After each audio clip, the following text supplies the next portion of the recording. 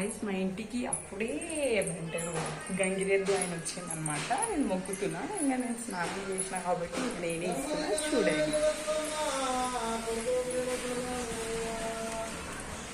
అమ్మగారి వెలగం చల్లగుండని వేడుకొండల సమ్మెలో వెలగని వస్తున్నా అమ్మ దీవిస్తుంది. ఆవుకి బియ్యం వేసేటప్పుడు నేను వీడియో క్యాప్చర్ చేయలేదు, ఎందుకంటే రైట్ హ్యాండ్ లో ఫోన్ ఉండే, లెఫ్ట్ హ్యాండ్ లో బియ్యం ఉండే.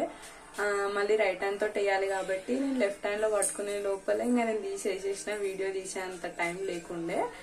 అది ఎట్లా బ్లెస్ చేసిందో నేను చూపిస్తే చూడండి.